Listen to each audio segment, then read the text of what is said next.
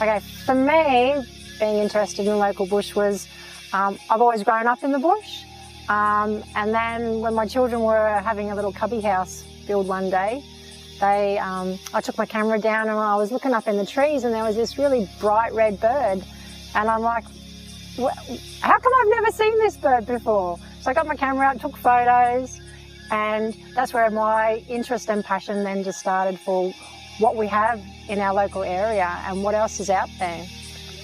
Well, it's similar to me, but I think also for me as well was coming from an urban environment, always appreciated the bush because it's so Australian, you know, it's a big part of Australian life to be in the bush, and always wanted to end up living somewhere where you could be around the bush, and what a better location this is with the great Waddigan National Park right behind us.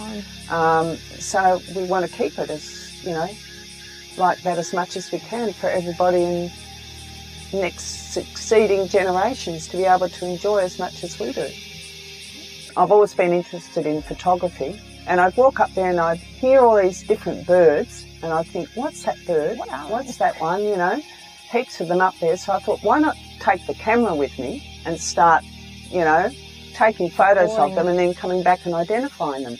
Just having an interest in it and wanting to know. Yeah. So it was really, you know, we would often compare notes or try and go off each other at first. What do you think this is? And then we would go to the bird data or the bird life, go and look at the apps. Yeah. Facebook, everywhere, there's information everywhere. And you can just start with one bird.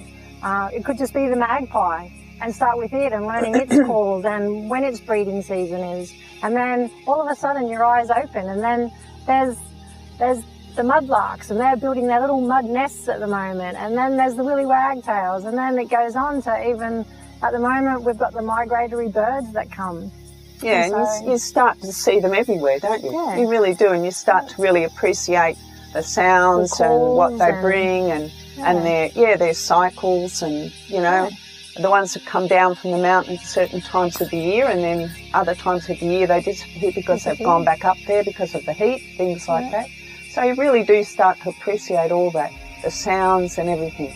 So, yeah. And then you kind of connect more with that life cycle, because then you start to see the bird has its cycle, and then you start looking at the flowers and the trees. You know, the more we start looking at what gum trees in flower, then we know what birds might be coming, and then what plants are growing, and the little seeds, you know.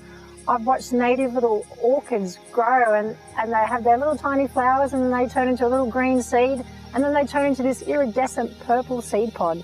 And just to know what on earth eats that, it's purple. Yeah, that's right. Purple, and yet exactly. You hardly ever see things like that unless you're just take time to take notice. Yeah. So what native birds are attracted to what sort of flowering gums and various plants and things like that. You really start to appreciate all that living out here and, you know, seeing it all the time. So we'd hate to see it ever disappear. Yeah.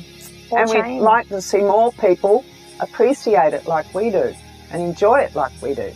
Yeah. And it doesn't take much.